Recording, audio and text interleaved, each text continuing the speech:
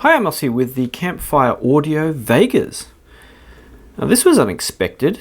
Ken Ball making a pair of dynamic driver IEMs, actually a whole series of them, just after he'd made a series of balanced armature driver IEMs. So, as things go, I went to the Tokyo Headphone Festival. Now you see, at the headphone festivals I get to listen to a lot of gear. And a lot of people want me to listen to stuff as well. So after that, given I have a good system and given I've heard a lot of stuff, it gets pretty difficult to be impressed by anything. I mean, stuff has to be pretty good before it becomes impressive. I mean, there's a lot of very good stuff now out there, but very impressive stuff, well, is few and far between. So, I go up to go up and say hi to Ken, and he says, "Do you want to have a listen?" I say yes, and immediately I was impressed by these. Now, if you've heard me say it in the Andromeda video, I listened to his Jupiters, and I found them a bit bright, and I thought they were good, but not impressed by them. And the Andromedas were the first IEMs from him that really impressed me. So these being the second, well, that's a pretty good go. That's a pretty good run for him to make both a pair of balanced armatures that impressed me and dynamic driver IEMs. Now, what's the benefit of having dynamic driver IEMs? Well, now balanced armatures, if we get out the good old Andromedas, which I have here, let's have a look at the size. There's quite a big size difference. Check that out. Now, that's got multiple, driver sets in there, and this has got a single driver, so it's going to be much smaller. Which, if you had trouble with fit with the Andromedas or one of the other series, because your ears were too small, they fit my ears fine. But if they didn't, and these kind of rough edges were not really great for you, the smoother and smaller Vegas or one of the others might be more suitable. Let's see if we can get them side by side there. Ergonomics wise, they're pretty similar, as you can see here. I mean, they still have the same MMCX cable, which swivels endlessly and is a bit annoying. And if you put this in your ears and the cable's sticking straight out, you can see here that the nozzle is angled very slightly forward, assuming, again, the cable is pointing forward. So I found them ergonomically pretty comfortable, although generally with a stock cable I have to use the choker to hold them in place, go to the endless swiveling, or be careful with the memory wire. By default they come with these silicon tips, which you may have seen before, and otherwise that's pretty much it. They have memory wire here. This is actually the reference 8 cable, if you hadn't already noticed. It comes with the stock cable, which I have. These weren't sent to me in a box, so there's no unboxing this time. These were just sent to me, Sean, who is known as Anik-chan on the forums, picked them up from the Earphone Festival for me. I actually thought to pick a pair up at the Fujiavik Headphone Festival for review, but I was very keen to review them, and he got the reference cable as well. He has an Astell and Kern system, so he uses the 4-pin cable, and so we get to listen to the Vegas and get to review the reference 8 cable as well. I didn't actually know he made a reference 8 cable. I have the reference 16 on my HC800s, so that was an interesting thing. Now I'm big on cables. My reason, some of my headphones and IEMs have not really benefited from a cable upgrade, but my experience, if you haven't already heard me say it, I heard the Ultimate Ears TF10s way back, and the cable went green inside and the sound became pretty horrible, so I thought I'll try an aftermarket cable to see if it helps, and it did, and it got rid of the harshness. And the same with my JH Audio, I think it was my original JH13 Customs, same thing, cable went green, and they sounded pretty horrible, so with the cable upgraded they sound fine. So obviously some problem with IEM cables in general, which aftermarket cables benefit. Now, of course, Ken Ball being a cable guy to begin with, audio line out, it was a cable guy to start with, starts with good cables to begin with, and this is silver-plated copper, and so that I think is what helps his IEM sound so good. And of course there's the reference 8 upgrade now.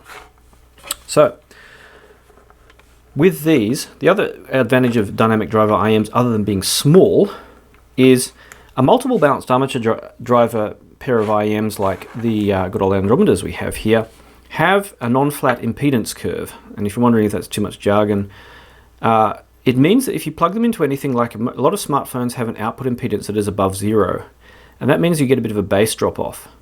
And so you really need to have a really low output impedance for best results, but a lot of stuff does not have this by default. Amps and what have you now do, because it's become a trend.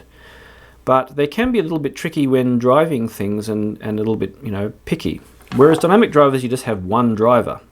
And as long as the impedance curve is flat, which at the time of making this video, I don't know if that's true, the sound will not change even out of something which doesn't have a zero output impedance. But anyway, they should be less troublesome to drive. The other thing is sonically, you get very good bass out of dynamic driver IEMs. Now in the past, some of my favorite dynamic driver IEMs have been like the Dita Audio series. And so my impression up until recently was that if you want really good treble, you'd get a pair of nice balanced armature IEMs. And if you wanted really good bass, you get a nice pair of dynamic driver IEMs.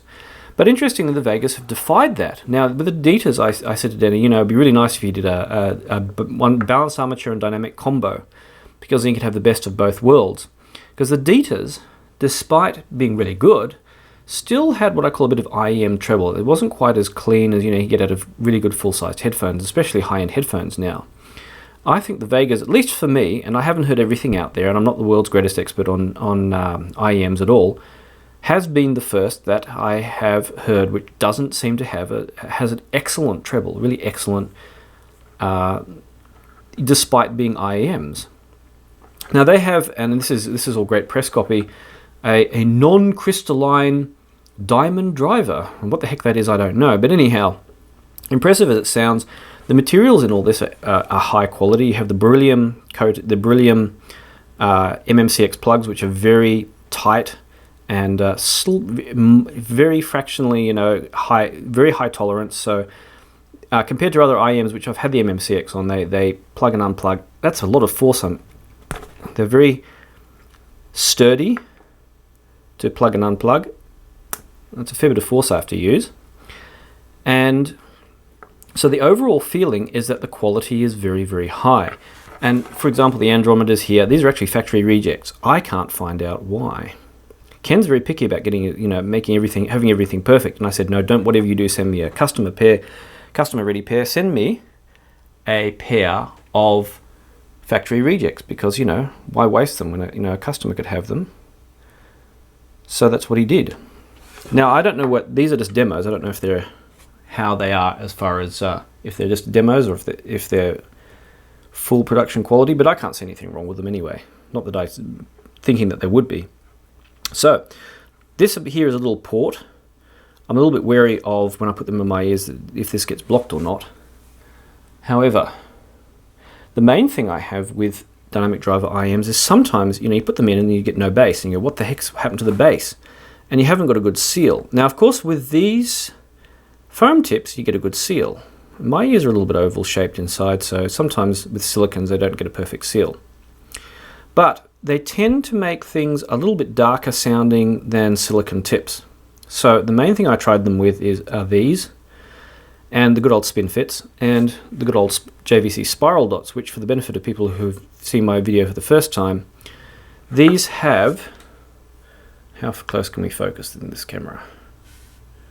I think on this setting, not too close. Have little tiny dots inside which reduce turbulence. You probably can just see them there if you've got video set high, so you're not watching on a PC, not a phone. And they reduce they tend to improve the clarity of IEMs. However, if you know anything, say, about the Ditas are a good example, the bore size on dynamic drivers makes a lot of difference. So if you'll see here in comparison, the bore size, there's a flange down the bottom which makes it a bit harder to see. The bore size of these foam tips are smaller than the spiral dots. So the smaller the hole, the more bass you have and tend to be less treble, whereas the spiral dots tend to be more treble. The Ditas had this, they gave you 3 sets of tips which had different bore sizes so you could tune them slightly. And there are other schemes for tuning your IEMs using tips and valves and what have you. But that's the general principle. So sound.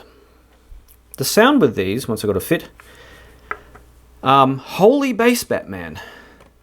These have thundering bass. And any music with a fair whack of bass, and say the Chesky binaurals, which I've said often are some of my favorites, have a fair bit of bass and it's thundering.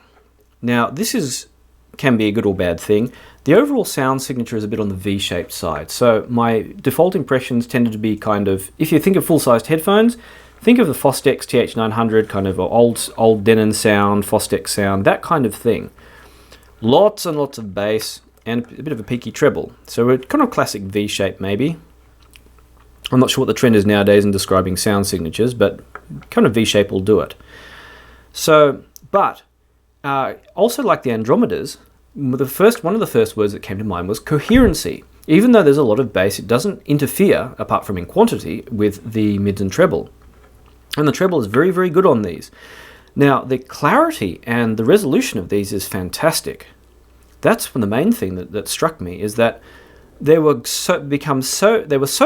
have been so good for me that I've been using these for testing, the sound of different components, over using full-sized headphone rig of, usually HE1000s and Studio 6. And I think part of it is being in-ears, but part of it is the overall clarity is just fantastic. And that's part of the coherency. They seem be interesting to see measurements on these and see how the distortion goes, because it must be pretty low. But it's going to be tip sensitive. Now, second selection, Spinfits, which I don't have them on the table here. Spinfits have a similar bore size in the middle, so I got much the same kind of signature as I did the foamies. And the foamies are probably going to be best and most isolating for public transport and what have you. Though I'd be scared to almost take something this expensive out in public transport, except in Japan. So I won't go much in detail about the Spinfits, much the same kind of thing. Spiral dots were interesting. Now, with all that bass, I wanted to kind of brighten things up, so I went for the good old spiral dots. Now the spiral dots, of course, yes, you do get more treble coming out. Now, someone described the default sound signature as bordering on sibilant, which caused a lot of arguments on the forum. I don't think IEMs have sibilants. Music has sibilants. And how much, depending on the frequency response, that is emphasized, varies. So maybe a tiny bit noticeable with these tips on, but much more noticeable with the spiral dots on, because wider bore. But the quality of the treble with the spiral dots is so good that it didn't bother me, even though the kind of brightness was quite strong, maybe a bit excessively so, but the quality seemed to be good enough that even though I noticed it, it never bothered me, which is kind of unusual. Anyhow, what upped things considerably, considering we have the stock cable here, was then moving to the reference 8 cable. Now, I thought that the stock cable of these, and of course the same one that's on the Andromedas, was fine, was fantastic, and I never bothered to, investigate anything more exotic or from any other brand. Maybe I should have. I think other people did. I'm not going to pester people to try and get hold of bazillions of review cables, or even bazillions of review IEMs, to try and test all this stuff. Other people have done that. But since we have the reference 8 cable here, I thought I'd compare them and give them a go. And the whole evenness and the spread of the sound and the coherence and everything took a step up with the reference 8. And the only downside to it is that this choker that's what's fallen apart on this one, but getting the choker to move, can't get the choker to move. So given the endlessly swiveling MMCX connector, it was the only thing is the ergonomics take a step back. Maybe I have to find some other device to make as a choker, or just try and fit the memory wire better. But anyhow, that's the only downside. But the overall coherency improved a little bit with the reference 8. And I have the reference 16 on my HT800, so that's interesting.